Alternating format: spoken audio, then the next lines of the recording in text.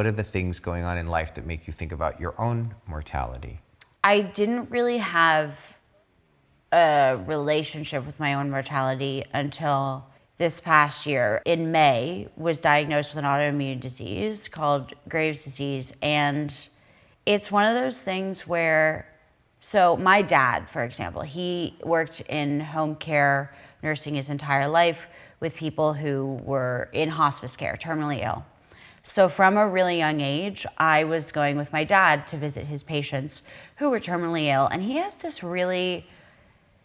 a clinical view of death, but he also has this ability to talk about it and exist in it without freaking out. And I've always admired that in him. And I never had to confront my own mortality, but I always thought that hopefully that would have left some sort of contagious mark on me.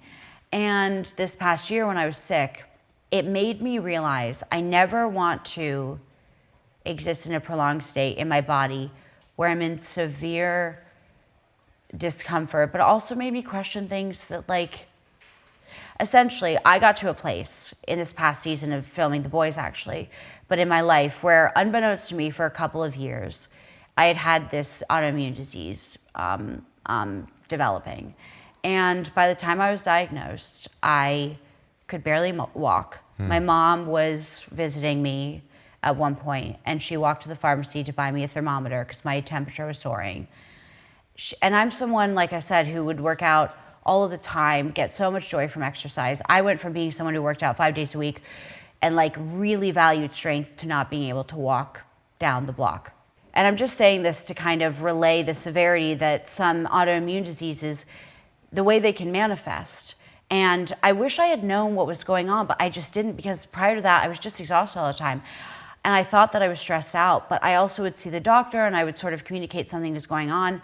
Something happened, which kind of, I'm still metabolizing the way it impacted me, which was the disbelief that you can sometimes see in people's faces when you're going through something that is, in that moment, life or death. Anyway, I remember like going to work and trying to figure out shirts that were appropriate to wear without a bra because I couldn't clasp my bra because my hands were too weak. Wow.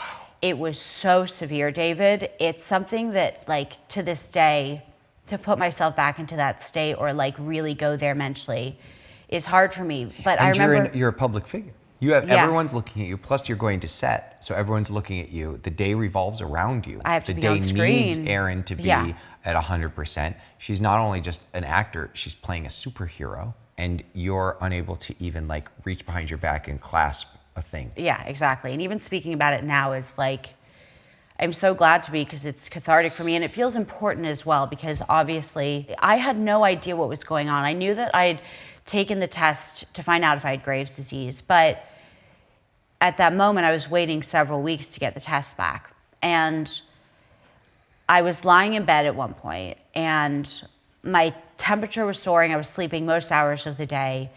And I remember like really, really seriously contemplating who I was going to reach out to that night to please ask them to take care of my dog if I died that night. Because I was like, I'm done.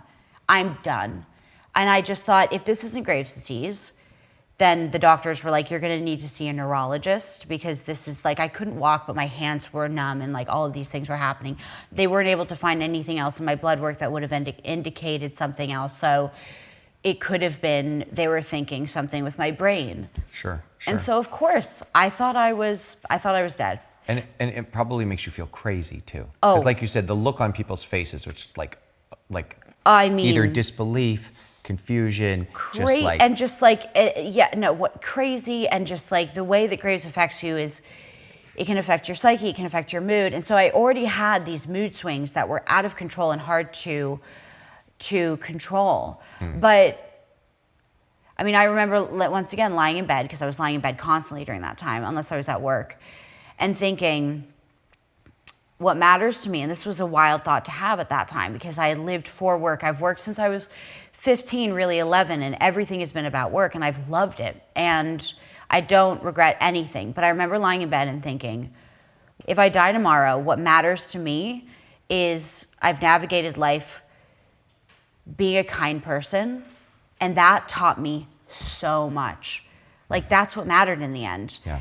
Like, I've gone about life with this this earnest, like innate, and it's not like a moral holier than thou disposition. It's because I think that when you're a kind person, the world in return is easier to tolerate because you're kind of, I like to believe everyone's kind unless they prove otherwise. And I like to go about the world with a level of kindness because it makes it safer, right? Yeah. But that's what mattered to me. Not the work accolades, not anything that I thought would be the tangible sources of pride at the end of the day or at the end of my very last day. It was going about things in a way that felt honest and with a level of integrity that I associate with being a good person.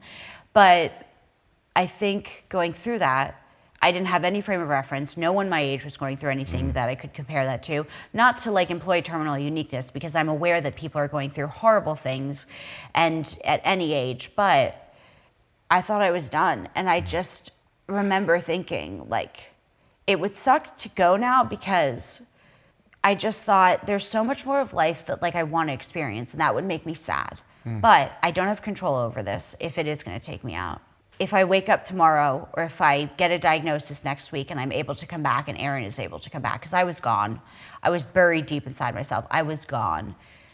I'm going to implement this lesson that I've learned, which is we all just need to be, and I know this is so simplistic, but just be fucking kind. Yeah. Just be kind.